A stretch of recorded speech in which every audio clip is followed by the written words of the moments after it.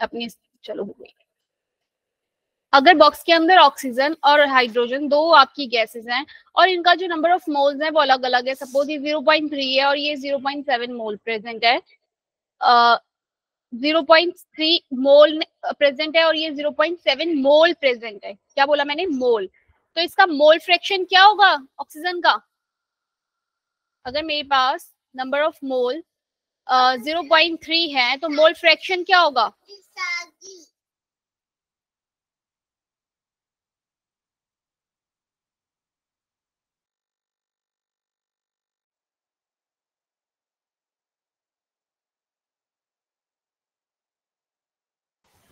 अरे भाई कहाँ सो गए, बता दो। अगर 0.3 मोल ऑक्सीजन के प्रेजेंट हैं इसके अंदर तो मोल फ्रैक्शन कितना होगा? विशेष तुमने नहीं ली थी ना कल की क्लास? तो मेरे पास अगर मैं गैस 1 की बात करूं कि इसका पार्शियल प्रेशर माने की भाई जो गैस सिर्फ ऑक्सीजन जो प्रेशर लगा रही है वो प्रेशर इक्वल टू किसके, एक मल्टीप्लाई बाय किसके, इसके मोल फ्रैक्शन के, इक्वल टू क्या देगा आपको? Total pressure. यही था मेरा। बोलो भाई। 10 कैसे आ गया भाई? उल्टा लिख दिया क्या मैंने ये? हाँ मैडम उल्टा लिख दिया। पार्शियल प्रेशर वन गैस का इक्वल टू होगा टोटल प्रेशर मल्टीप्लाई बाय ये गैस कितना है इसके मोल फ्रैक्शन के। ये था ना सिया? प्रिया, प्रिया एंड सिया जवाब दे दो भाई। उठ जाए क्लास में। क्या था? Dalton law of partial pressure क्या कह रहा था बच्चे कि आपका जो ये वाली जो गैस जो है वो प्रेशर लगा रही है that is equal to the mole fraction of P total जो होता है गैस का। वो पार्शियल प्रेस जो एक गैस लगा रही है, अगर कोई भी आपके पास एक बॉक्स है उसमें और दूसरी गैस लगा रही है, इन दोनों का जो सम है वो क्या है? मेरा टोटल प्रेशर होता था। ठीक है भाई, दोबारा से करना है क्या? जवाब ही नहीं दे रहे कुछ है भाई।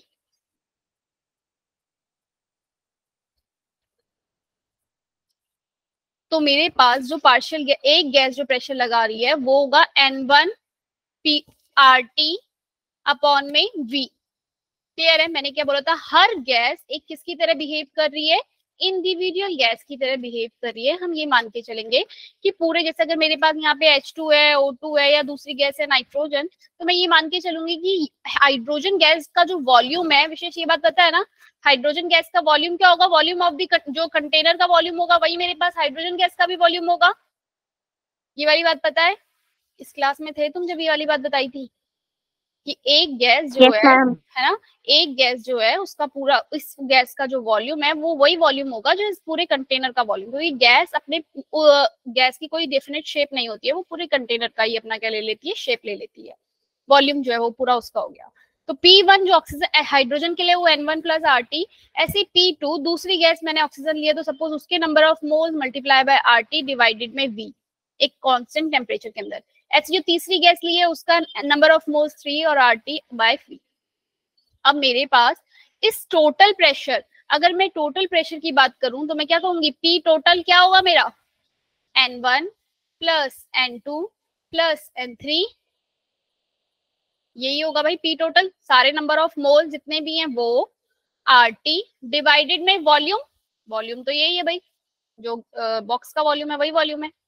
अगर मैं इसमें से P1 बाय PT कर दूं, डिवाइड कर दूं P1 डिवाइडेड P टोटल को, तो आपके पास क्या रिलेशन आएगा? N1 RT by V multiply N1 plus N2 N3 RT multiply by V, यही आएगा। बोलो भाई समझ में आया ये रिलेशन कैसे आया? 1 डिवाइडेड 2 कर दिया मैंने, ऐसे 2 डिवाइडेड P टोटल कर दूं, प्रेशर 3 डिवाइडेड तो प्रेशर 3 कर दूं। समझ में आ रही है बात? यहाँ पे क्या किया मैंने? ये समझ में आया कौन सी टर्म कहाँ से आई है? ना समझ में आया तो जल्दी से पूछो। ये वाला एक बार और समझा दीजिए। नरगिस, जो मेरे पास इक्वेशन गिवन थी ना ये वाली, P1 ये इक्वेशन 1, ये 2, ये 3, ये 4, फोर्थ इक्वेशन कैसे आई पता है? P टोटल कैसे आया? P1 कैसे लिखा है मैंने? N1 RT क्यों लिखा है? Yes ma'am. ठीक है, ऐसे ही P टोटल जो है वो क्यों लिखा है? समझ में आ गया ना? सारे नंबर ऑफ मोल्स फिर RT डिवाइडेड में V, जो आइडियल गैस इक्वेशन होती है वो। ठीक है, मैंने P1 को डिवाइड किया P टोटल से, P1 डिवाइडेड मैंने P टोटल किया, तो मेरे पास जो डिवाइड करने के बाद इक्वेशन आई ना वो ये है कि P1 N1 RT by V, और P टोटल को ऐसे लिखूंगी ना मैं, नीचे वाली टर्म फिर ऊपर चली जाती है ना ऐसे करके, ये इसके नीचे आता V, ये ऊपर चला गया। क्लियर है? नहीं नरगिस? चलो, तो इसमें से जो जो चीजें कट गई उसे हमने काट दिया था। RT से RT कैंसिल हो गया, V से V कैंसिल हो गया, बचा क्या? N1 plus N2 N3। और अगर मैं इसको बात करूं मोल फ्रैक्शन की टर्म में, हमने एक फॉर्मूला किया था कि मोल फ्रैक्शन निकालते थे तो यही करते थे, N1 डिवाइडेड में N टोटल जितने भी होते थे, मेरे पास जो वैल्यू आती थी इसको क्या बोलते थे? मोल फ्रैक्शन ऑफ वन, यानी कि वन गैस का जो मोल फ्रैक्शन है वो। तो मेरे पास ये डाल्टन पार्शियल लॉ क्या कह रहा है कि पार्शियल प्रेशर जो होता है किसी भी गैस का, पार्शियल प्रेशर इक्वल टू होता है वहां के टोटल प्रेशर और मल्टीप्लाई बाय उसके मोल फ्रैक्शन के। ए लिख रही हूँ मैं, अगर मैं उसको एक कोई भी ए गैस है उसके लिए। ऐसे ही अगर मैं बात करूं partial pressure of B gas, तो वो होगा पी टोटल और एक्स बी उसके मोल फ्रैक्शन के बराबर। क्लियर है भाई? एग्जाम्पल का क्वेश्चन देखते हैं। A mixture of gases at 760 torr contain 55% nitrogen. वो कह रहा है 55% मेरे पास क्या है यहाँ पे? नाइट्रोजन है, 25% ऑक्सीजन है एंड 20% कार्बन डाइऑक्साइड है।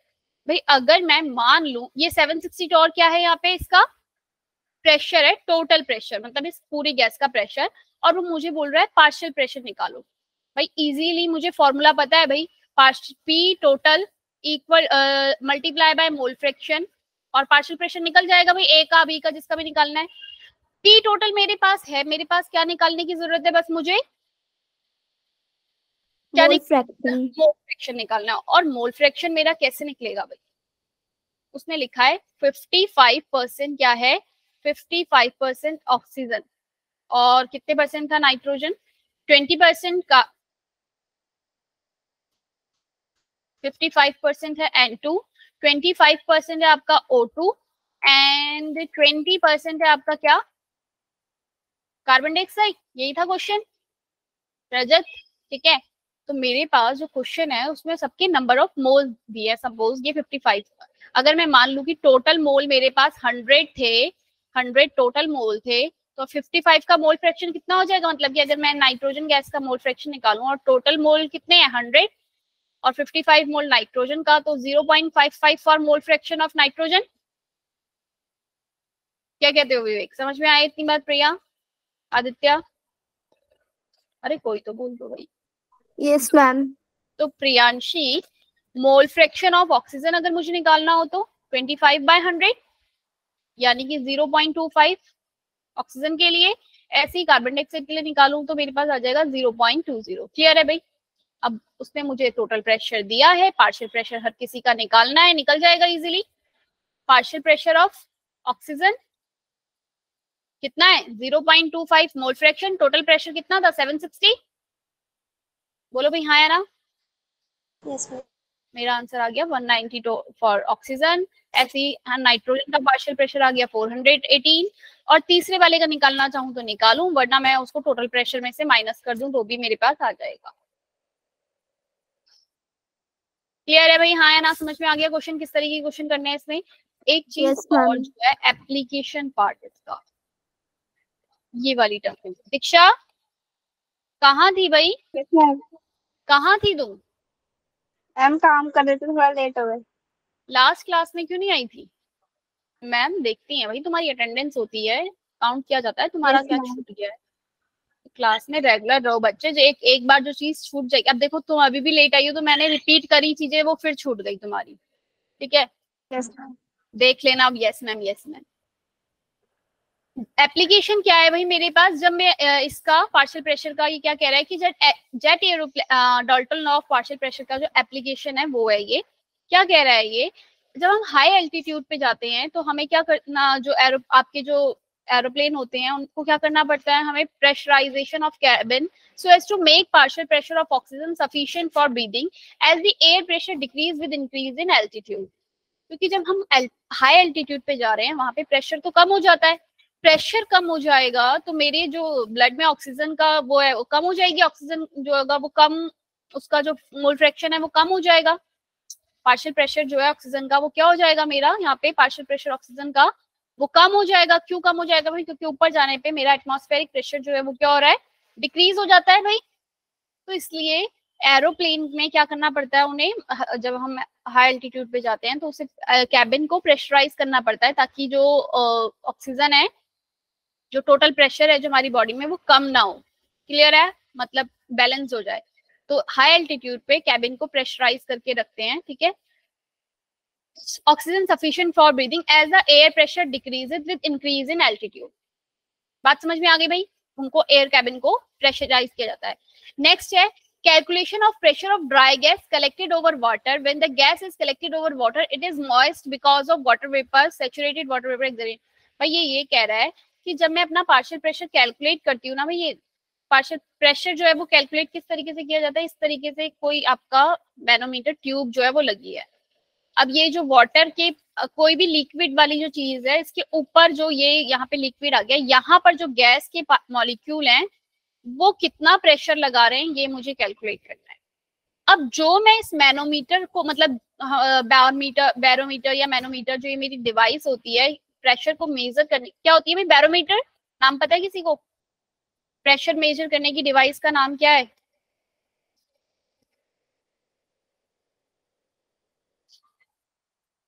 कोई तो बोल दो भाई, किसी ने तो पढ़ा होगा अपने उसमें। बैरोमीटर होती है। हाँ, बैरोमीटर। बैरोमीटर होता है, ठीक है ना। मैनोमीटर होता है आपका, मैनोमीटर प्रेशर ऐसे आपका बैरोमीटर होता है। तो ये जो मेरे पास जो गैस मॉलिक्यूल्स हैं, अरे भाई कौन आया,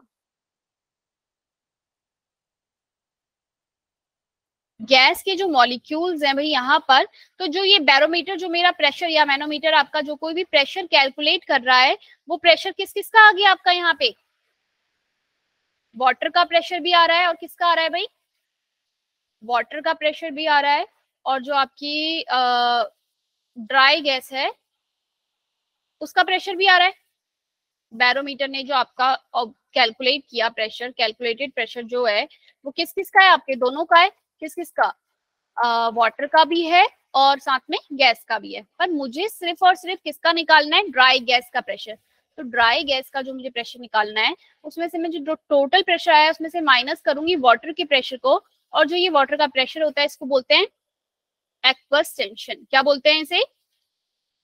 एक्वस टेंशन। जो वाटर ने प्रेशर लगाया ना वहां पे, उसको मैं माइनस कर दूंगी टोटल प्रेशर से, ताकि मेरे पास ड्राई गैस का प्रेशर आ जाए।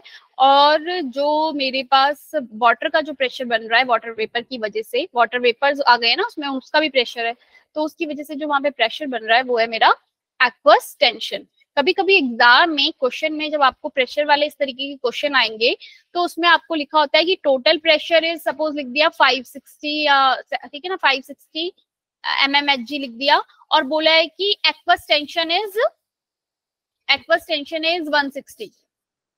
तो जो एक्चुअल ड्राई गैस का जो आप प्रेशर लगाओगे वॉल्यूम निकालने के लिए या टेम्परेचर निकालने के लिए अपने फॉर्मूले में, तो वो फॉर्मूले में जो प्रेशर लगाना है वो कौन सा वाला लगाना है? ड्राई गैस का। उसके लिए आपको क्या करना पड़ेगा? जो टोटल प्रेशर है उसमें से माइनस कर दोगे किसको? Aqueous tension. बात समझ में आई भाई? योगिता कोई आ रहा है क्या समझ में? नरगिस समझ में आया कि मैडम एक क्वेश्चन करके दिखाओ तभी पता चलेगा हमें तो क्या बोला। चलो, इसके बाद हमने ग्राम लॉ ऑफ डिफ्यूजन की बात की थी। ग्राम लॉ ऑफ डिफ्यूजन के अंदर जो ये फॉर्मूले हैं, बस ये याद रखना कि रेट, जिन्होंने कल क्लास नहीं ली थी उन्हें नहीं समझ में आएगी ये वाली बात। Rate is inversely proportional to the molecular mass, ठीक है भाई, m1 और ये m2। और सिमिलरली डेंसिटी की अगर दिया है तो मुझे डेंसिटी की भी ये क्या होता है? Inversely proportional. ऐसे ही R1 और R2 की बात मैं अगर करूं, किसमें? वेपर डेंसिटी के भी इनवर्सली प्रोपोर्शनल रहेगा ये 2 की और ये 1 की, ठीक है भाई। कल वाला लेक्चर देख लेना वेपर इसको समझने के लिए, ग्राम डिफ्यूजन वाला, ठीक है दीक्षा? या फिर नोट्स देख लेना। Yes ma'am. चलो अब आ जाते हैं हम काइनेटिक थ्योरी के बारे में पढ़। आज हम पढ़ने वाले हैं मेन जो आज, ये तो अब तक था जो कल की क्लास में हुआ था वो रिवाइज कर रहे थे, kinetic theory of gases. Kinetic theory of gas. भाई अभी तक जो हमने गैसेस के जो भी लॉ पढ़े ना, Charles law, Boyle's law, revise करना है क्या? चार्ल्स लॉ क्या होता है रजत? चार्ल्स लॉ क्या था रजत? याद है, भूल गए? अरे बड़ा इजी सा एक स्टेटमेंट है।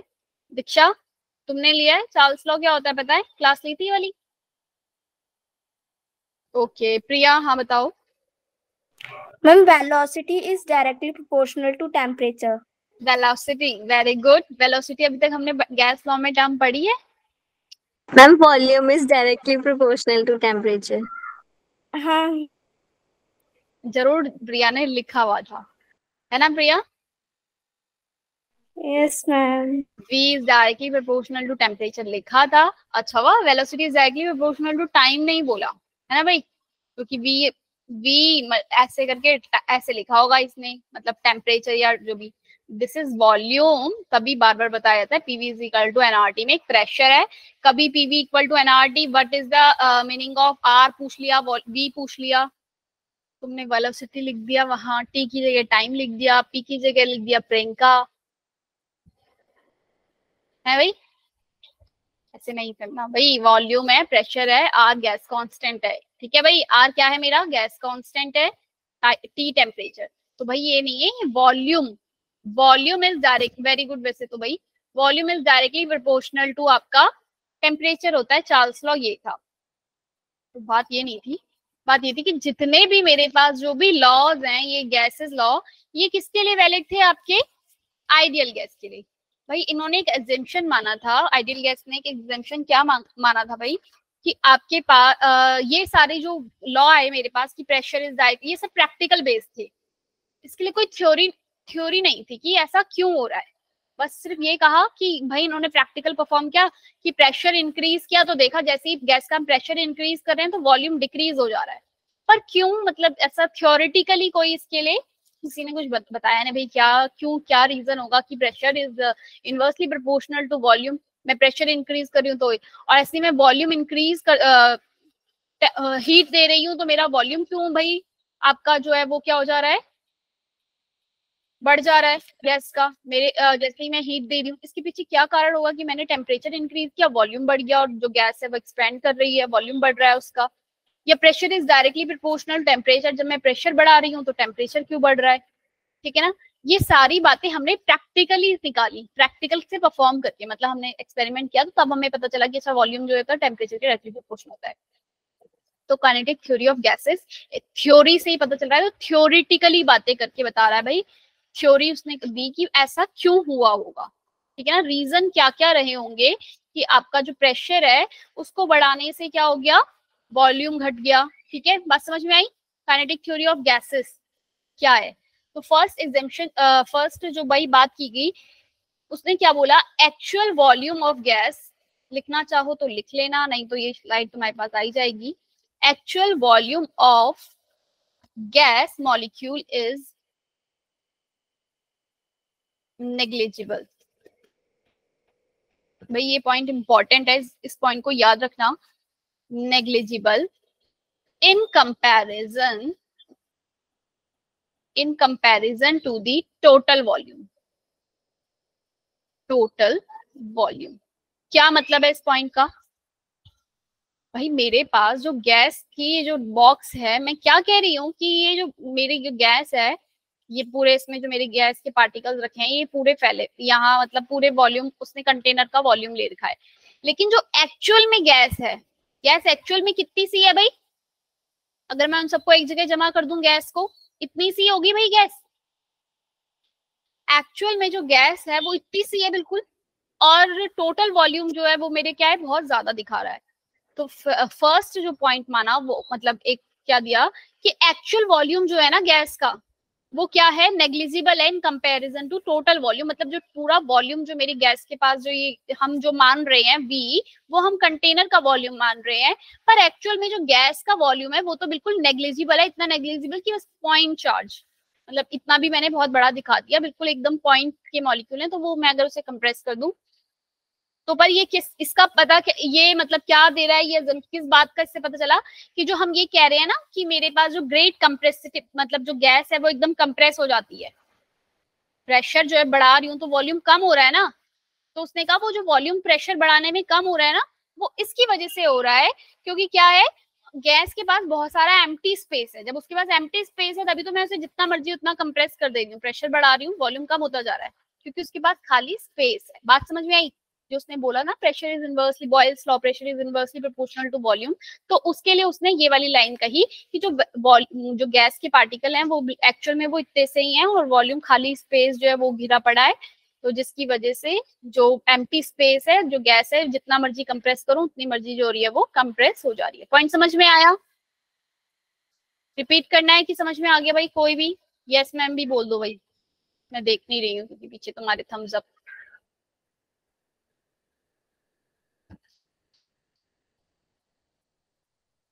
यस मैम नहीं बोलोगे हैं? Yes ma'am. नहीं समझ में आया तो पूछ लो भाई, नो मैम भी बोल दो। No forces of attraction, no force of attraction, no force of attraction between the gas,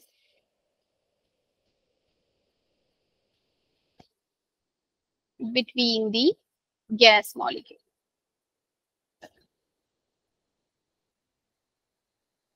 ये क्या कह रहा है भाई कि अगर मेरे पास जो भी गैसेस है उनके बीच में क्या है, कोई भी अट्रैक्शन नहीं है, तभी तो वो इजी, मतलब वो एक्सपैंड है पूरे उसमें। अगर उनके बीच में अट्रैक्शन होता तो अगर जब मैं उसे वॉल्यूम जो है मेरा, अगर मैं जैसे ही उसे हीट दे रही हूँ या कुछ कर रही हूँ तो मेरा वॉल्यूम बढ़ नहीं जाता। वॉल्यूम बढ़ जा रहा है ना मेरा हीट देने पे, क्यों बढ़ रहा है? क्योंकि उनके बीच में कोई भी अट्रैक्शन है ही नहीं, और वो जितना जो भी कंटेनर है वो उसका शेप इजीली ले रहा है। बात समझ में? Volume is directly proportional to temperature. उसने इस बेसिस पे कहा है कि मतलब उन्होंने कहा कि जो प्रैक्टिकली मेरा रिजल्ट आ रहा है ना, volume is directly proportional to temperature, वो इसलिए आ रहा है क्योंकि गैस के मॉलिक्यूल के बीच में कोई भी अट्रैक्शन नहीं होगा। ये काइनेटिक थ्योरी एक एग्जम्पशन है, मतलब अजम्पशन, मतलब माना गया ऐसा। बात समझ में आ रही है? अजम्पशन है, उन्होंने माना कि गैसेस मॉलिक्यूल के बीच में एक्चुअल में कोई फोर्स ऑफ अट्रैक्शन होगा ही नहीं, तभी तो मेरा जो मैं इसे हीट दे रही हूँ तो गैस जो है वो एक्सपेंड कर जा रही है। अगर अट्रैक्शन होता तो वो छोड़ता ही नहीं ना अपने साथी को, तो इसलिए जो गैस है वो एक्सपेंड कर जा रही है। तो सेकंड अजम्पशन ये है। क्लियर हो रही है भाई? काइनेटिक थ्योरी ऑफ अजम्पशन एक, मतलब कभी एग्जाम में 2-4 नंबर का क्वेश्चन डायरेक्टली आ जाता है, बट तुम्हारे तो सिलेबस में नहीं आ रहा, तो मतलब ये पॉइंट दे दिया जाएगा, विच of the following is not from the kinetic theory of assumption. 4 point दिए होंगे तो उसमें से पता होना चाहिए ये वाला पॉइंट जो काइनेटिक थ्योरी ने नहीं कहा है और कौन से पॉइंट बोले हैं, ठीक है ना। थर्ड पॉइंट क्या है भाई? Particle of gas are in constant random motion. वो बोल रहा है कि particle of gas are in constant random motion, मतलब कि जो पार्टिकल हैं गैस के वो क्या कर रहे हैं, कंटिन्यूअसली क्या कर रहे हैं, रैंडमली, मतलब मूव करते जा रहे हैं, एक जगह पे बैठे हुए नहीं है, ठीक है। ये इससे पता चलता है क्योंकि अगर उनका अगर जो मेरे गैस पार्टिकल है अगर वो फिक्स्ड होते, एक ही जगह पे होते, तो उनका कोई एक फिक्स्ड वॉल्यूम हो जाता ना। अगर मेरी कोई भी जो गैस है अगर उसका एक फिक्स्ड वॉल्यूम, अगर वो फिक्स मतलब एक जगह पे ही टिकी हुई रहती, तो उस पूरे में वो ऐसा नहीं होता ना कि पूरे जिस भी कंटेनर में उसका वॉल्यूम ले लेती, वो हमेशा अपने कंटेनर का वॉल्यूम ले रही है, मैं जिसमें भी डाल रही हूँ। तो यानी कि वो जो मॉलिक्यूल है वो क्या कर रहे हैं, कांस्टेंट क्या कर रहे हैं, रैंडमली मूव करते जा रहे हैं। क्लियर है ये बात? रैंडम मोशन में है। क्लियर हुई बात? Third point Sonia? Yes ma'am. ठीक है। फोर्थ पॉइंट जो है आपका वो क्या कह रहा है? Particle of gas collide with, भाई ये सारे पॉइंट अभी हम ideal real gas van der Waals equation करेंगे ना, उसमें काम आएंगे कुछ पॉइंट, तो इसके याद रखने हैं। Particle of gas collide with each other and with the wall of the container. भाई इसमें कुछ समझाने की बात नहीं है। उसने बोला कि जो particle with the wall of the container, जो पार्टिकल हैं वो आपस में क्या कर रहे हैं, कोलाइड कर रहे हैं, और कंटेनर के साथ भी, वॉल के साथ भी क्या कर रहे हैं, कंटेनर की वॉल के साथ भी कोलाइड कर रहे हैं। तो जो ये भी पॉइंट इंपॉर्टेंट है, अभी मेरा वंडरवॉल समझाने में काम आएगा कि जो पार्टिकल मेरा बीच में है ये क्या कर रहा है, इससे कोलाइड कर रहा है, इस वाले मॉलिक्यूल से आपस में एक दूसरे के साथ कोलाइड कर रहे हैं। ऐसे ही ये जो मॉलिक्यूल है किसके साथ कोलाइड कर रहा है, आपका वॉल ऑफ दी कंटेनर के साथ कोलाइड कर रहा है। बात समझ में आई? तो इससे हो क्या रहा है, अभी मैंने बताया था वॉल ऑफ, जब जो मॉलिक्यूल है वो वॉल पे और आपस में कोलाइड करते हैं तो क्या आता है, क्या जनरेट होता है, प्रेशर। प्रेशर क्यों है, गैस के मॉलिक्यूल जो हम क्यों बार बार बात कर रहे हैं गैस की बात, हम प्रेशर की बात हम सिर्फ गैस के साथ ही क्यों कर रहे हैं, क्योंकि गैस के मॉलिक्यूल प्रेशर बना रहे हैं। प्रेशर कैसे बन रहा है, प्रेशर क्यों आ रहा है, क्योंकि वो फोर्स से अपना स्ट्राइक कर रहे हैं आपस में एक दूसरे से, वॉल ऑफ द कंटेनर से स्ट्राइक कर रहे हैं, तो वहां पे क्या जनरेट हो रहा है, प्रेशर जनरेट हो रहा है। तो प्रेशर जनरेट क्यों हो रहा है, उन्होंने कहा क्योंकि वो आपस में कोलाइड कर रहे हैं और वॉल ऑफ द कंटेनर के साथ भी क्या कर रहे हैं, कोलाइड कर रहे हैं। क्लियर हुई भाई ये बात? Yes ma'am. नेक्स्ट है कोलिजन आर परफेक्टली इलास्टिक। किसी को मतलब पता है इसका, हमने 10th क्लास में इलास्टिक का मतलब पढ़ा होगा। कोलिजन आर परफेक्टली इलास्टिक या इलास्टिक कोलिजन करके नाम एक पढ़ा होगा क्लास 10th में जब आप वो अपना चैप्टर पढ़ रहे थे। पढ़ा है इलास्टिक टर्म? नहीं, शायद फिजिक्स में पढ़ा हो, अभी 11th क्लास में। 10th क्लास में हमने मोमेंटम चैप्टर में पढ़ा था इलास्टिक वर्ड, कहीं पढ़ा है भाई? परफेक्टली इलास्टिक मींस क्या होता है, इलास्टिक कोलिजन। रोहित, अरे हाँ या ना जवाब तो दे दो, ऐसे मत सोचा करो किसी ने तो पढ़ा होगा, कोई हाँ बोल देगा तो और हम ना बोल दें। Collision are perfectly elastic. Elastic collision मतलब बच्चे वो ऐसा कोलिजन कि मेरे पास जब ये आपस में दो, अभी आप इसको अपने फिजिक्स में ही पढ़ोगे, जब ये जो दो गैस के मॉलिक्यूल या कोई भी दो बॉडी आपस में जब कोलाइड करती है तो वो अपनी एनर्जी जो है वो लॉस ना करे। बात समझ में? ये दोनों आपस में जब कोलाइड करेंगे तो क्या होती है, कोई दो चीज तो एनर्जी लॉस होगी ना, जब दो चीजें आपस में कोलाइड करेंगी तो एनर्जी लॉस होगी। तो बोला है पर यहाँ पे जब वो कोलिजन हो रहा है ना वो परफेक्टली इलास्टिक है, मतलब कि जब वो कोलाइड कर रही है तो वहां पे लॉस ऑफ एनर्जी नहीं हो रहा। बात समझ में आई? कोलिजन रिमेन मतलब जो भी आपकी जो उसकी एनर्जी है वो कोलिजन के बाद भी सेम है मॉलिक्यूल्स की। अगर ऐसा ही इन्होंने ऐसी बात क्यों कही कि कोलिजन परफेक्टली इलास्टिक है, मतलब कि कोलाइड करने के बाद आइडियली अगर तुम दो बॉल को भी लेके आपस में कोलाइड करवाओगे तो वो क्या होती है, धीरे हो जाती है ना, जैसे दीवार पे बॉल मारते हो। अगर वो परफेक्टली इलास्टिक होगी तो वो बार बार वापस आएगी और तुम्हारे हाथ से बार बार, मतलब अगर एक टप्पा खाने के नीचे से हम बात करें तो बॉल उतनी ऊंचाई पे दोबारा जाएगी, उतनी ऊंचाई से दोबारा नीचे आएगी। बात समझ में? अगर परफेक्टली इलास्टिक होगी पर वो एनर्जी लॉस कर रही होती है तो क्या होती है, उसकी स्पीड कम होती चली जाती है ना जब हम ऐसे करके बॉल को मारते हैं। कौन बताएगा? रोहित, खेला है भाई बॉल, बिल्कुल बाउंस, तो बाउंस करेगी वो वापस उतना करेगी, वहीं तक करेगी और उतना ही बार बार करती जाएगी, लेकिन उसकी जो बाउंस की फ्रिक्वेंसी है वो क्या होती रहती है, डिक्रीज होती रहती है, और हाइट भी जो है उसकी वो डिक्रीज हो जाती है क्योंकि वो उसकी एनर्जी जो है वो कम होती जा रही है। तो परफेक्टली इलास्टिक नहीं है। तो कोलिजन जो यहाँ गैसेस मॉलिक्यूल क्योंकि में कोलिजन हो रहा है वो परफेक्टली इलास्टिक है, मतलब कि जब वो दोनों आपस में कोलाइड करें तो वो लॉस ऑफ एनर्जी नहीं हो रही। उन्होंने ये बात क्यों कही, उन्होंने कहा अगर गैसेस कोलाइड कर रही हैं तो एक टाइम के बाद तो भाई उनको सेटल डाउन हो जाना चाहिए। अगर वो अपनी कोलाइड करेंगी तो उनकी एनर्जी कम होती जा रही है तो एक बार के टाइम के बाद उन्हें बैठ जाना चाहिए, पर एक्चुअल में ऐसा होता नहीं है क्योंकि उनके बीच में जो कोलिजन हो रहा है वो क्या है, परफेक्टली इलास्टिक है। परफेक्टली इलास्टिक का मतलब लिखने की जरूरत है या याद रहेगा, कल याद रहेगा?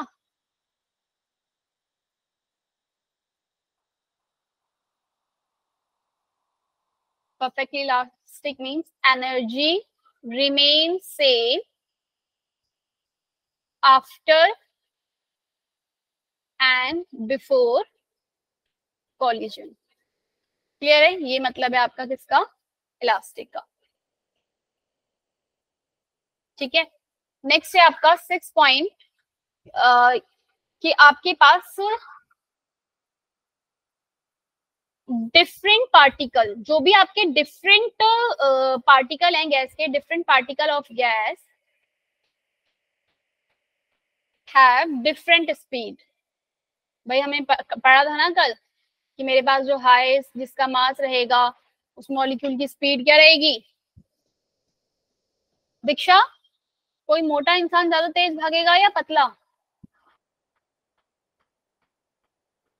पतला भागेगा ज्यादा तेज। तो यानी कि जिसका मास कम होगा, वैसे ऐसा जरूरी नहीं है रियल इसमें हमारे इसमें, लेकिन अगर मैं किसी बॉडी की बात करूं, ठीक है, तो उसमें जो जिसका मास जो है वो कम रहेगा, ठीक है ना, वो क्या करेगा, उसकी स्पीड ज्यादा रहेगी। तो डिफरेंट पार्टिकल ऑफ गैस, जो भी अलग अलग पार्टिकल है गैस के, उनकी जो है डिफरेंट डिफरेंट स्पीड है। उसने क्या बोला भाई, इसका अजम्पशन छोड़ दो तुम, इतना याद रख लो, यही पॉइंट है इसका कि जो भी पार्टिकल है गैस के उनकी डिफरेंट डिफरेंट स्पीड है। और 7th पॉइंट है आपका क्या, the average kinetic energy of the gas molecule is the average kinetic energy of gas molecule. भाई क्या बोलते हैं इसको, किसने बताया था भी मुझे वो आंसर, सिया, काइनेटिक, भाई जिसने बताया था भी मुझे याद नहीं आ रहा, काइनेटिक एनर्जी लिखा है, हाँ ये के ई लिख के अगर मैं कल पूछूं इस के ई का मतलब क्या है, समझ रहे हो ना, है भाई तनिषा, के ई तो तुम्हें पता होना चाहिए कि काइनेटिक एनर्जी है, ठीक है भाई अंजलि ईशा।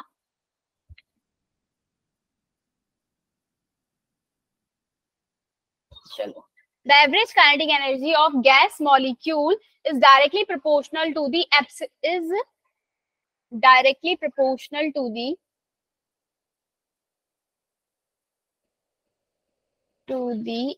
आपका एब्सोल्यूट टेम्परेचर, एब्सोल्यूट टेम्परेचर मतलब कि क्या, जो एनर्जी है काइनेटिक एनर्जी वो किस पे डिपेंड करती है मेरी,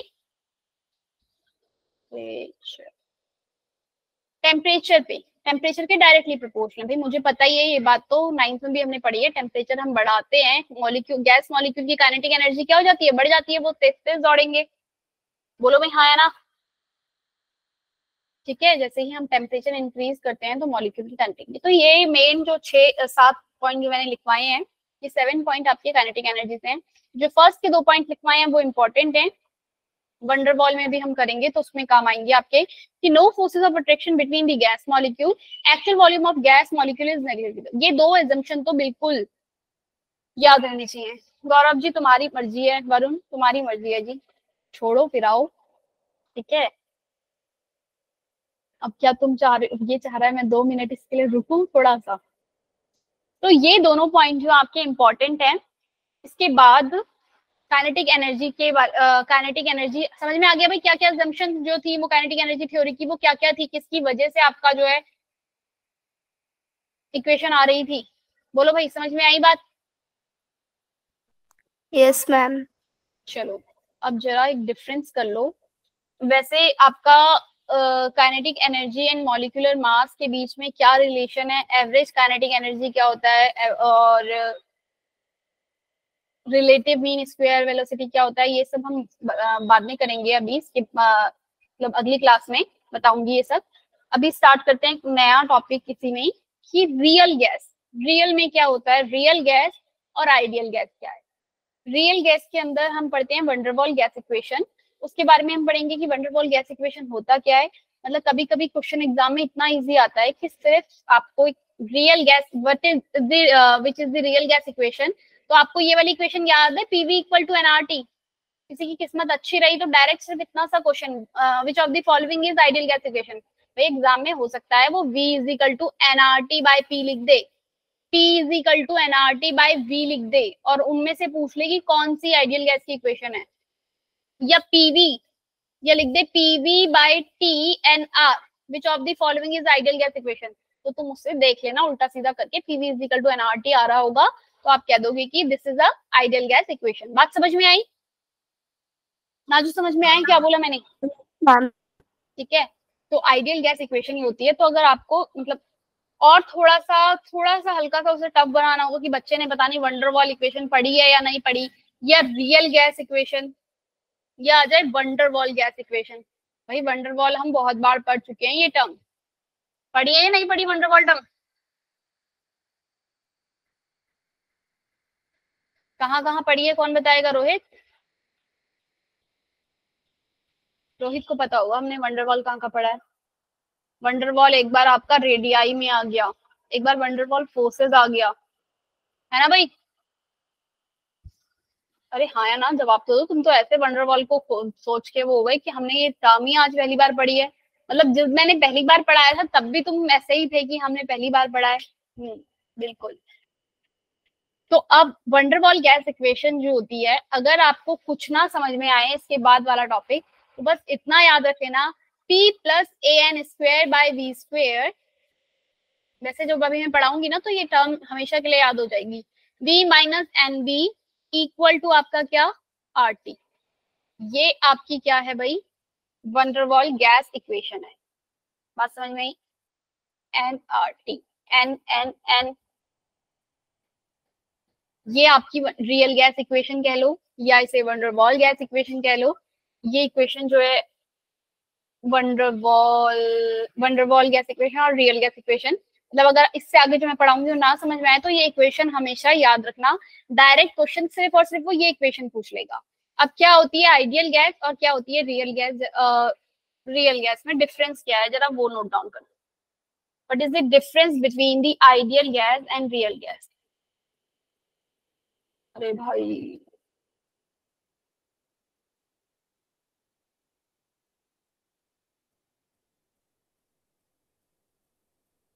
कोई बताएगा क्या डिफरेंस होगा आइडियल गैस और रियल गैस में? आइडियल नाम से ही पता चल रहा है ना, आइडियल, जो कि आइडियल है मतलब जिसके अंदर ये सारी चीजें फॉलो हो रही है, जो काइनेटिक थ्योरी वाले ने कहा। काइनेटिक थ्योरी वाले ने क्या क्या बातें करी थी भाई? काइनेटिक थ्योरी वाले ने क्या क्या बातें करी थी कि पीवी इज इक्वल टू, आप ये तो बात थी आइडियल गैस की इक्वेशन ये आई थी। अब ये आइडियल गैस की इक्वेशन है, यानी कि सिर्फ और सिर्फ ये किसमें फॉलो होगी, जहां पर गैस क्या रहेगी, आइडियल। और आइडियल गैस का मतलब क्या है कि वो इनवर्सली प्रोपोर्शनल होना चाहिए वॉल्यूम की, मतलब उनके बीच में फोर्सेस ऑफ अट्रैक्शन नहीं होना चाहिए, उसका वॉल्यूम जो है बिल्कुल नेग्लिजिबल होना चाहिए as compare to the container के वॉल्यूम से। और जो जो पॉइंट हमने अपने 7 पॉइंट पढ़े हैं वो कि ना उनके भी वो इलास्टिक कोलिजन कर रही होगी, और जो मास है उसका वो टेम्परेचर बढ़ाने पे वो वॉल्यूम के डायरेक्टली प्रोपोर्शनल होगा, वॉल्यूम डायरेक्टली प्रोपोर्शनल होगा आपके टेम्परेचर के। तो ये सारी बातें जो गैस फॉलो कर रही होगी वो आइडियल गैस इक्वेशन होगी। बट रियलिटी में ऐसा नहीं होता। रियल गैस, रियल में जो गैस होती है वो एक पॉइंट चार्ज नहीं होती है, रियल की जो गैस होती है रियल गैस। रियल गैस माने जो गैस असली में है उनके गैसेस मॉलिक्यूल के बीच में वंडरवॉल फोर्स ऑफ अट्रैक्शन, भाई लग रहा है नहीं लग रहा? हमने वंडरवॉल फोर्सेस ऑफ अट्रैक्शन पढ़ा है ना इस चैप्टर में। एक अट्रैक्शन होता है जो कि नॉन पोलर मॉलिक्यूल के बीच में लगता है, जैसे कि सपोज मेरे पास यहाँ पे गैस है H2 मॉलिक्यूल है, H2 तो एक H2 मॉलिक्यूल और दूसरे H2 मॉलिक्यूल के बीच में एक फोर्स लग रहा है, भाई पढ़ा है हमने। वो फोर्स कौन सा होता है? वंडरवॉल फोर्स ऑफ अट्रैक्शन होता है वो। हाँ या ना भाई, जल्दी से बताओ मुस्कान। पढ़ा था भाई, दो नॉन पोलर मॉलिक्यूल्स के बीच में एक अट्रैक्शन लगता है, मतलब वंडरवॉल फोर्स ऑफ अट्रैक्शन हम कहते हैं। और वंडरवॉल फोर्सेस ऑफ अट्रैक्शन लग रहा है मेरे उसमें, और जबकि एक्चुअल में जो आइडियल गैस इक्वेशन है वो क्या कह रही है कि कोई भी अट्रैक्शन नहीं होगा। तो भाई रियल गैस में तो होता है, तो उसकी वजह से कुछ ना कुछ तो चेंजेस आएगा इस इक्वेशन के अंदर। अगली बात क्या कह रही है आइडियल गैस इक्वेशन, कि मैं टोटल वॉल्यूम जो इस कंटेनर का है ये क्या मान लू इसको, मतलब जो रियल में जो गैस है एक्चुअल उसको मान लू कि वो बिल्कुल पॉइंट इतनी सी है गैस, और पूरा का पूरा क्या है वहां पर वॉल्यूम का कंटेनर जो है, जो गैस का मॉलिक्यूल है वो पूरे इस वॉल्यूम में घूम रहा है, इस वॉल्यूम में घूम रहा है। पर एक्चुअल में जो गैस है उसका कुछ ना कुछ तो साइज होगा ही। एक्चुअल में गैस का साइज कुछ है, तो यानी कि जो मेरी एक्चुअल में गैस है वो अगर मैं इसे पूरी गैस को दबा के इतना कर दूं, कंप्रेस कर दूं, तो जो ये वॉल्यूम जो गैस का एक्चुअल में जो वॉल्यूम है भाई वो ये कितना होगा, टोटल वाला वॉल्यूम, या घूमने के लिए इस गैस को घूमने के लिए कितना वॉल्यूम मिलेगा, एक्चुअल में जो वॉल्यूम होगा वो कितना होगा घूमने के लिए। जो मेरे पास ये V है इस कंटेनर का वॉल्यूम, एक्चुअल वॉल्यूम जो है, एक्चुअल वॉल्यूम वो क्या होगा भाई, जो V इस कंटेनर का वॉल्यूम है वो, इसमें से माइनस कर दूं मैं इतना वाला पार्ट जो गैस का वॉल्यूम है, जो गैस का वॉल्यूम है, जो यानी जो गैस यहाँ पे बच गई है आ गई सिमट के, इसको माइनस करना पड़ेगा ना मुझे कंटेनर के वॉल्यूम में से, तभी मेरे पास निकल कर आएगा कि ये जो वॉल्यूम है ये वाला जो घूमने के लिए मेरे पास जो वॉल्यूम बचा है वो ये है। बोलो भाई बात समझ में आई? अरे हाँ या ना? रिपीट Yes, करूं, ma'am. रिपीट करूं विवेक, एनीवन? ईशा कि जो वॉल्यूम है ना गैस का एक्चुअल में उसके पास घूमने खाली स्पेस है भाई, ये तो मेरे पास जो गैस है उसका एक्चुअल वॉल्यूम, जो अगर मैं कहूँ गैस का जो वॉल्यूम है वो मेरे पास कितना है, वॉल्यूम ऑफ, मतलब इसको हटाओ, ये जो है उल्टा सीधा लिख दिया, मतलब कि क्या कि जो मेरे पास जो गैस है इसका जो एक्चुअल वॉल्यूम है वो है क्या, volume of the container, container का वॉल्यूम जो है वो माइनस इसमें से क्या भाई, माइनस इसमें से क्या कि जो मेरे पास ये जो मेरे पास यहाँ पे जो ये स्पेस नहीं है, इसको जो मेरे पास स्पेस है इसको मुझे खाली करना पड़ेगा भाई, empty space, empty space, empty space को जो मेरे पास है उसको हटा दूं तो मेरे पास गैस का जो एक्चुअली वॉल्यूम है वो आएगा। बात समझ में आई? गैस का एक्चुअल वॉल्यूम है क्या, कंटेनर के वॉल्यूम में से मेरे पास जो एम्प्टी स्पेस था, जो मेरे पास खाली जगह थी जहां पे वो बेकारी मतलब घूम रहा था, जो हम फालतू में ले रहे थे एम्प्टी स्पेस था, उसको मैं माइनस कर दूंगी तो गैस का एक्चुअल वॉल्यूम आ जाएगा। बात समझ में आई हाँ या ना? तो जो ये दो अजम्पशन है ये मेरी क्या हो गई यहाँ पर, जो हमने PV is equal to NRT के लिए बोला वो अजम्पशन यहाँ पे एक्चुअल गैस के लिए अलग हो गई। और एक्चुअल में गैस को माना था कि वो पॉइंट है, पॉइंट चार्ज की मतलब इतना सही है, और ऐसा नहीं होता। गैस का कोई, गैस क्या रहती है भाई, उसका कोई ना कोई वॉल्यूम तो रहेगा ही, गैस के पार्टिकल हैं तो उसका कुछ ना कुछ वॉल्यूम तो होगा ही। ऐसा हो नहीं सकता कि बिल्कुल भी वो इतनी सी ही होगी, एकदम पॉइंट पॉइंट चार्ज की होगी, दो चार मॉलिक्यूल आपस में इस तरीके से रहे होंगे। फर्स्ट पॉइंट पे आ जाओ वापस से, क्या माना था हमने कि मेरे पास जो गैस के मॉलिक्यूल है उनके बीच में क्या है, फोर्सेस ऑफ अट्रैक्शन नहीं है। बोला था ना ये फोर्सेस ऑफ अट्रैक्शन नहीं है, उस टाइम पे बोला था भाई याद कर लो ये दो पॉइंट इंपॉर्टेंट है। पर एक्चुअल में जो गैस के मॉलिक्यूल है वहां पे उन दोनों के बीच में क्या लग रहा है, फोर्स ऑफ अट्रैक्शन लग रहा है। अब जरा देखो ये और भी कुछ देख लो भाई, रियल गैस क्या क्या कह रही है, कि रियल गैस के बारे में और क्या बातें हैं। तो मेरी रियल गैस है ना, रियल गैस मतलब रियल में जो गैस होती है वो एक्चुअल में आइडियल गैस की तरह कब बिहेव करेगी, बिहेव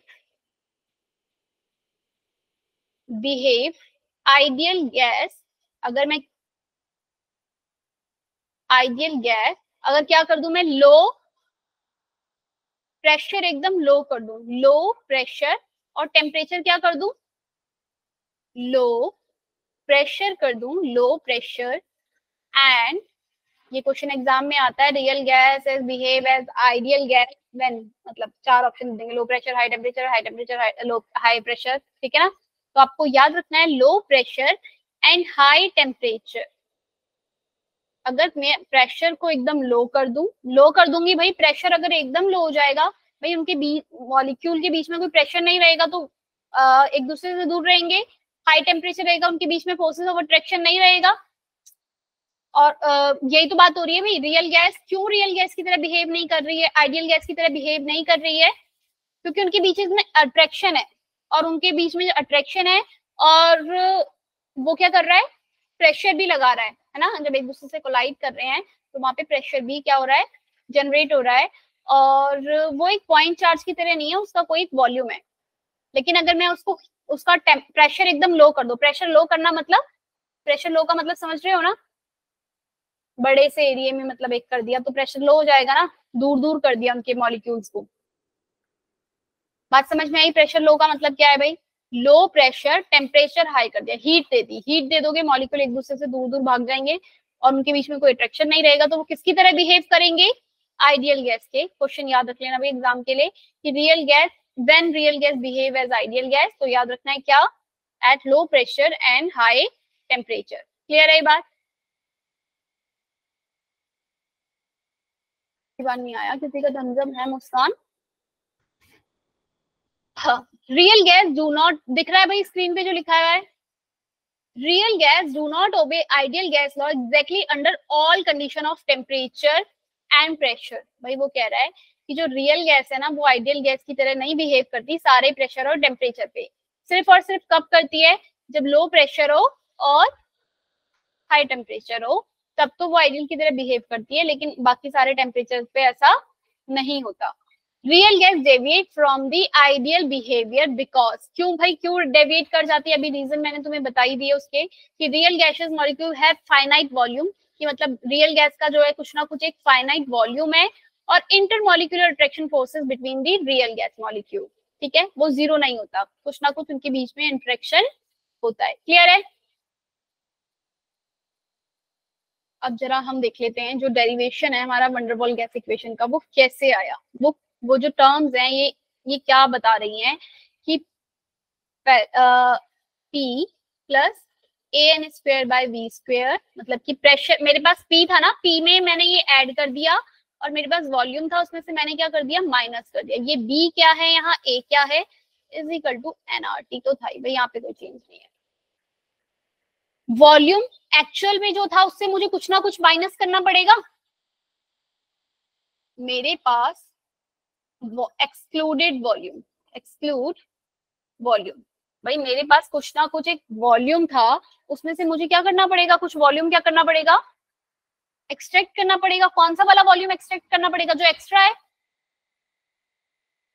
भाई जो एक्स्ट्रा वॉल्यूम है उसे मुझे हटाना पड़ेगा ना, उसमें से V जो एक्चुअल में V जो गैस का एक्चुअल वॉल्यूम है वो क्या है, V वॉल्यूम, जो मेरे कंटेनर का वॉल्यूम ले रही हूँ भाई, PV इक्वल टू nRT में मैं कौन सा वॉल्यूम ले रही थी अभी तक क्वेश्चन सॉल्व कर रही थी, तो ईशा जो कंटेनर का वॉल्यूम था वो ले रही थी ना आइडियल गैस में जब मैं सॉल्व कर रही थी, है ना। तो मेरे पास अब जो एक्चुअल में कंटेनर का वॉल्यूम है उसमें से मैं माइनस कर दूंगी कौन सा वाला वॉल्यूम, एम्प्टी स्पेस वाला। और वो एम्प्टी स्पेस जो है वो कौन सा वॉल्यूम है भाई, इसका जो कैलकुलेशन है वो तुम्हें समझने की ऐसे वैसे जरूरत नहीं है, हम कुछ टर्म एक एक्सक्लूड कर रहे हैं। एक कांस्टेंट है एंड डी, दीक्षा कहाँ चली गई भाई,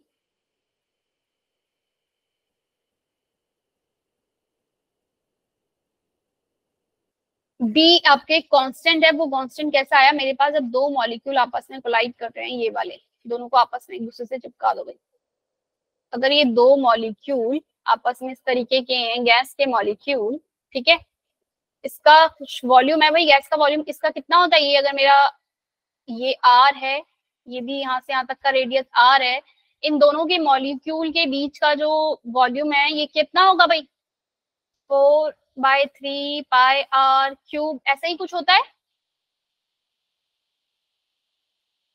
भाई, वॉल्यूम स्फीयर का 4/3 पाई R क्यूब होता है। अब जब ये दोनों मॉलिक्यूल आपस में एक दूसरे के साथ यहाँ पर मतलब कोलाइड करें, उस टाइम पे कोई तीसरा मॉलिक्यूल तो आएगा नहीं यहाँ पर, यानी कि ये वाला जो वॉल्यूम है, ये टोटल वॉल्यूम, इतना वॉल्यूम जो है जब ये दोनों आपस में अगर मैं सपोज मान लिया कि गैस के बीच में वंडरवॉल फोर्स मतलब अगर है और वो आपस में क्या कर रहे हैं, इस तरीके से कोलाइड वहां पे मतलब एक दूसरे से मिले हुए हैं, तो इतना वॉल्यूम, ये वाला पार्ट जो एक्सक्लूडेड है, इतना एरिया जो वॉल्यूम का है वो तो मैं एक्स्ट्रा ले रही हूँ ना, यहाँ पे तो अब कोई तीसरा मॉलिक्यूल आएगा नहीं इतने एरिया में, ये दोनों मॉलिक्यूल आपस में मैं यहाँ पर अब तीसरा नहीं आएगा, जब मैं ये कह रही हूँ सिर्फ दो मॉलिक्यूल आपस में कोलाइड किए, बात समझ में आई।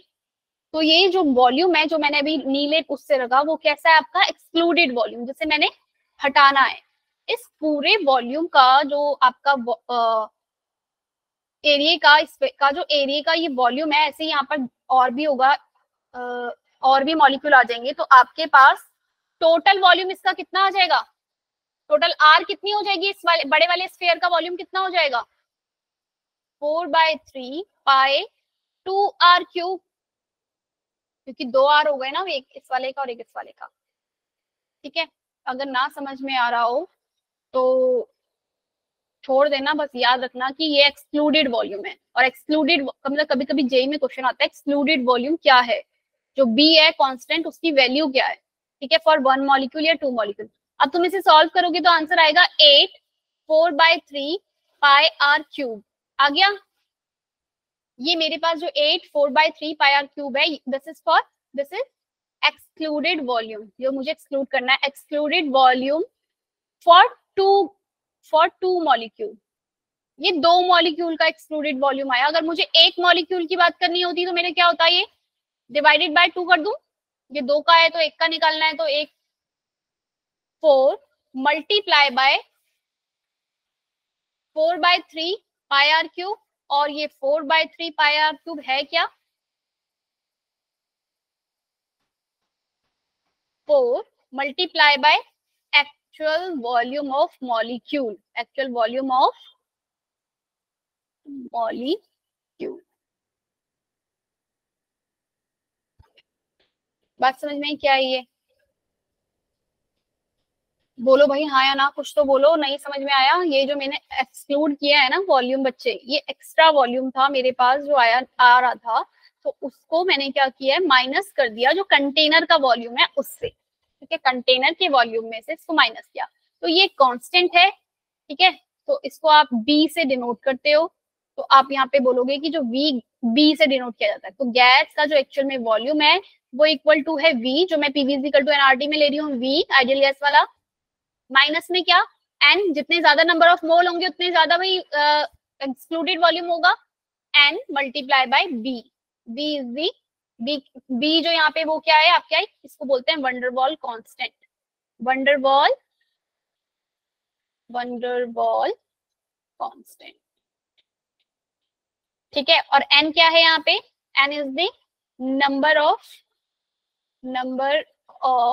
Moles of gas, number of moles of gas. अच्छा, इसमें एक चीज और भूल गई, ये तो था एक मॉलिक्यूल के लिए, और अगर मुझे 1 मोल के लिए निकालना हो तो मैं क्या करूंगी इसको, ये एक मॉलिक्यूल का वॉल्यूम है, अगर मुझे 1 मोल के लिए निकालना हो तो मल्टीप्लाई करूंगी एन से,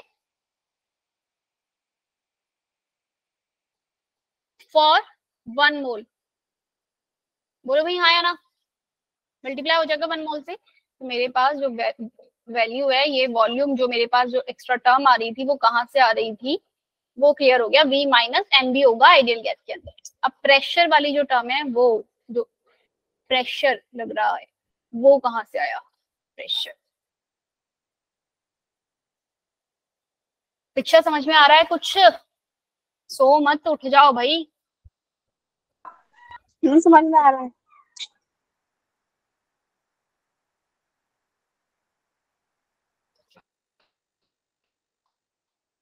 चलो, P जो है मेरे पास प्रेशर, वो क्या है मेरे पास यहाँ पर,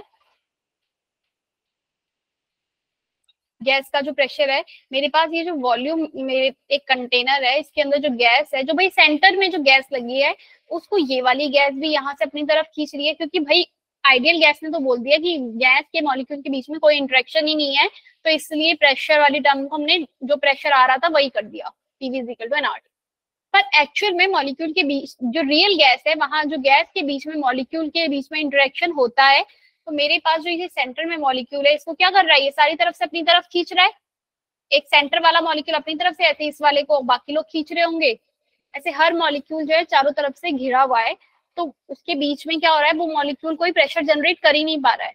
बात समझ में आई? वो मॉलिक्यूल क्या कर रहा है, मतलब एक दूसरे से कैंसिल आउट हो जा रहा है, वहां पे जितना ये खींच रहा है इधर से उतना वो भी खींच रहा है, इस तरफ वाला भी, एक दूसरे से क्या हो रहे हैं, सबके सब कैंसिल आउट हो जा रहा है भाई। लेकिन जो प्रेशर मेरा, ये जो मेरे ये वॉल है ना यहाँ पे, अगर कंटेनर की यहाँ वॉल पे, और इस तरफ वॉल पे जो मॉलिक्यूल है वो, सॉरी यहाँ इस तरफ वॉल पे जो मेरा मॉलिक्यूल है ये वाला, इसको तो सिर्फ एक ही तरफ से यही खींच रहा है। बात समझ आई? ये क्या कर रहा है, ड्रैग कर रहा है। एक्चुअल में जो मेरे पास प्रेशर था वो किस लिए था, कि उनके बीच में कोई इंटरेक्शन नहीं है, इसलिए मॉलिक्यूल अपना इधर भी दौड़ रहा है, इधर भी इजीली दौड़ रहा है और टकरा रहा है और प्रेशर जनरेट कर रहा है आइडियल गैस के अंदर।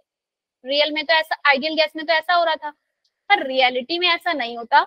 जो मॉलिक्यूल अपना इस तरफ भाग के इस पे मतलब टकराने की सोच रहा है, उसे पीछे वाला मॉलिक्यूल क्या कर रहा है, यहाँ पर आ गया, वो पीछे वाला मॉलिक्यूल क्या कर रहा है, उसे अपनी तरफ खींच रहा है। बात समझ में आई विवेक, क्या बोला मैंने? तो एक्चुअल में प्रेशर जो है, अट्रैक्शन जो है मॉलिक्यूल के बीच में, वो है जिसकी वजह से प्रेशर जितना होना चाहिए था उतना नहीं है। बात समझ में? जितना प्रेशर जो है वो होना चाहिए था उतना प्रेशर,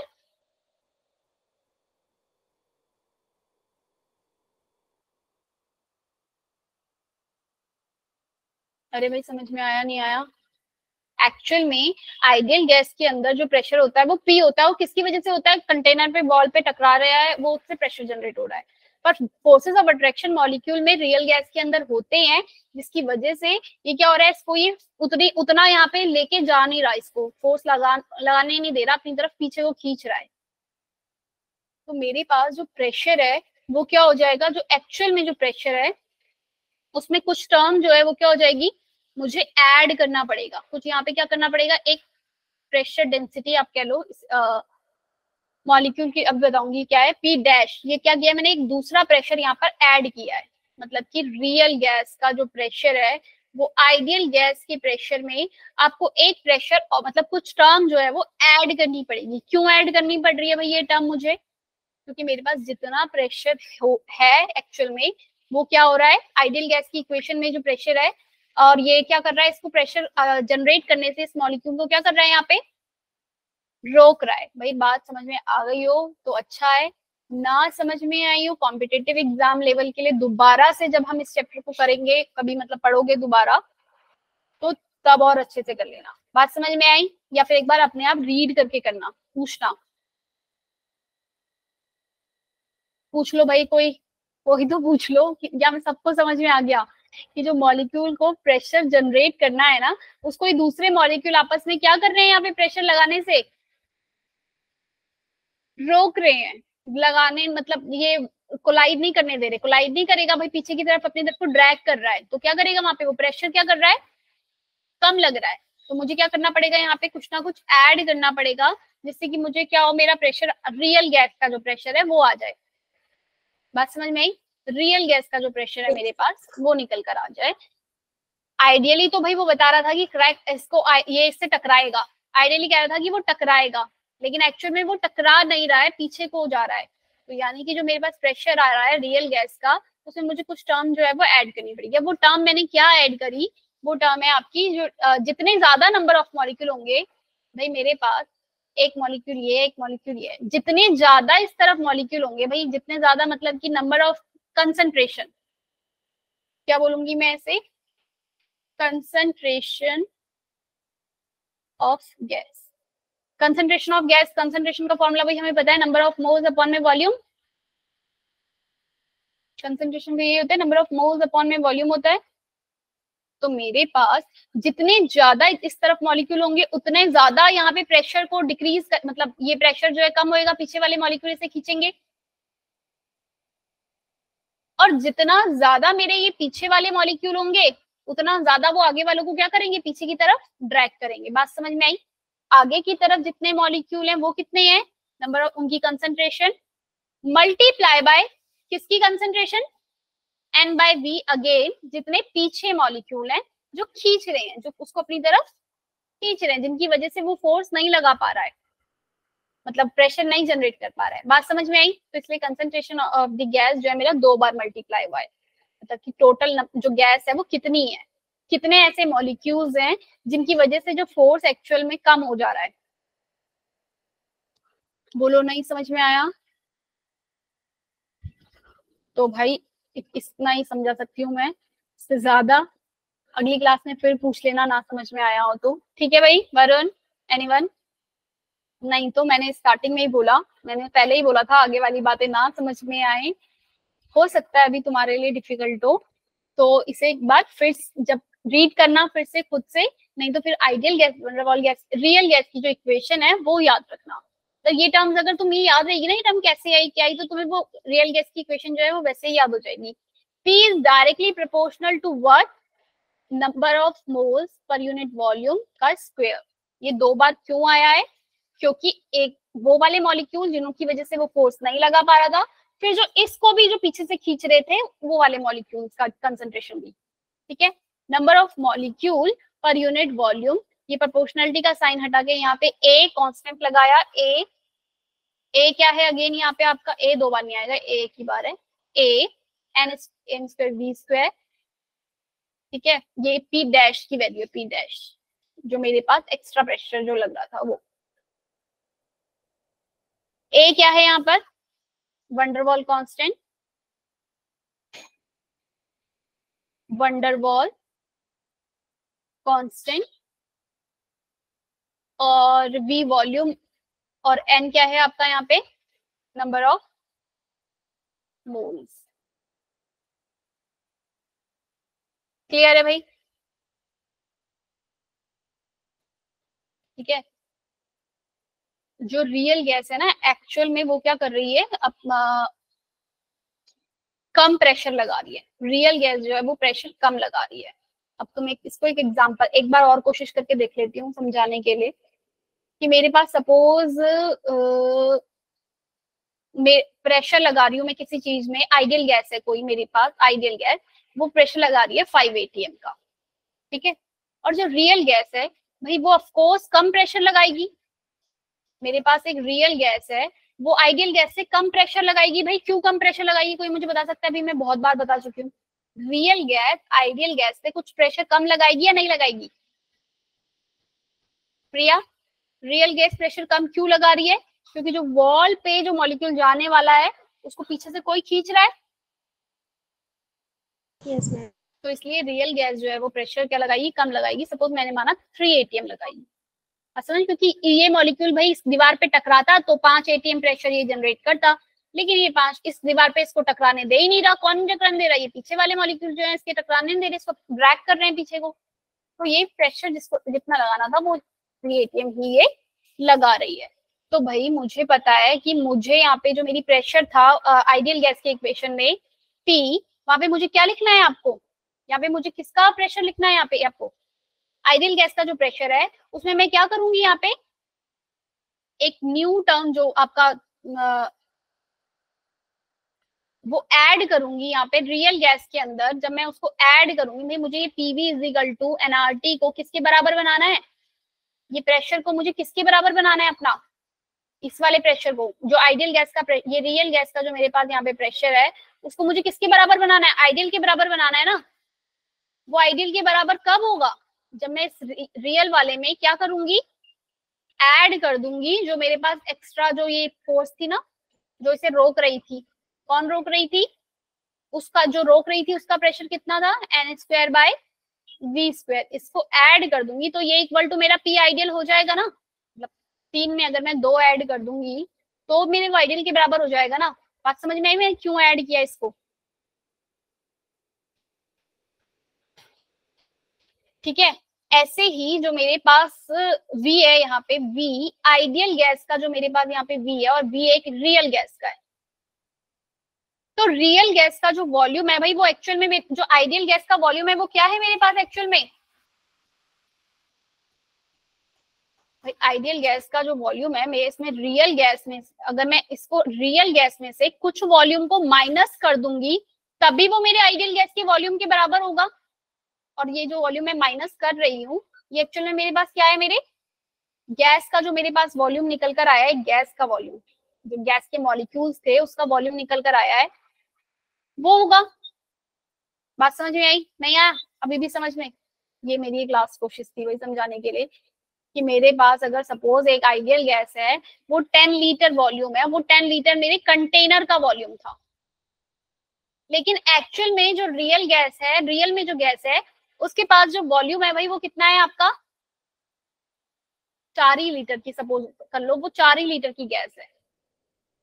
ठीक है, तो उसमें से 10 में से अगर मैं माइनस कर दूं भाई 6, 10 में से अगर मैं माइनस करूंगी 6 तभी मेरा 4 आएगा।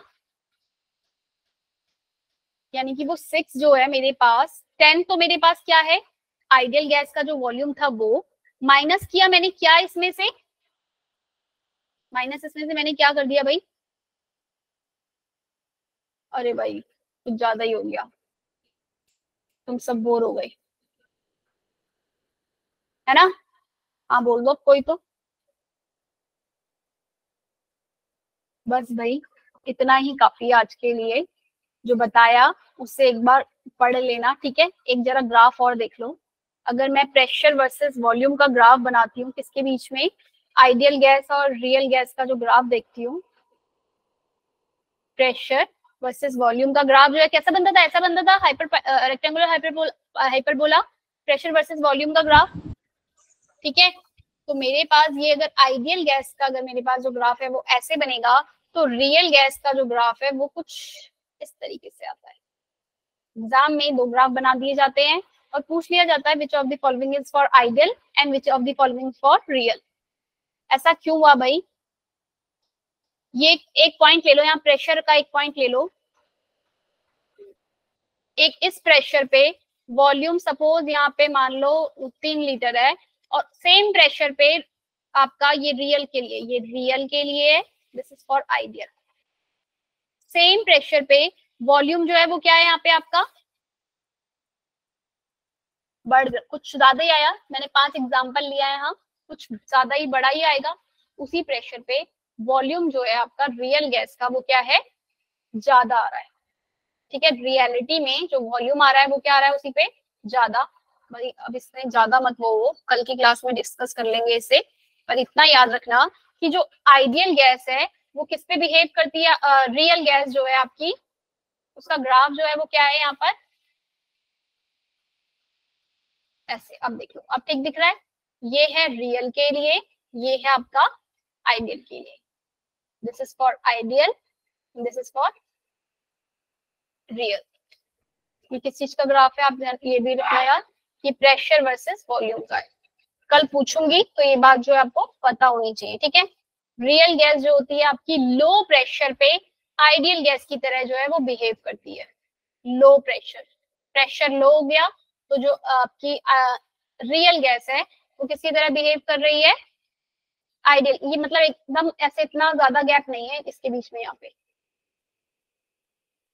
इसी की तरह बिहेव करने लगती है तो अप्रॉक्स सेम ही आ जाता है। पर एट हाई प्रेशर पे क्या रहता है आपका, रियल गैस का जो वॉल्यूम है वो क्या रहेगा, ज्यादा रहेगा आइडियल गैस से। क्लियर है भाई, क्लियर है, क्लियर।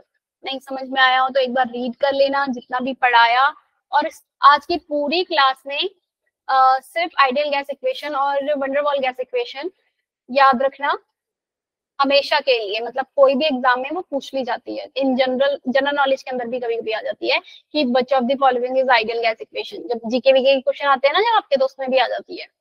ठीक है, और लॉज भी। चलो, और किसी को कोई डाउट हो, और टेस्ट है संडे को, ठीक है भाई अंजलि कर दूंगी ग्रुप पे, संडे को टेस्ट है उसे जरूर देना है, बहुत इजी टेस्ट है, एक बार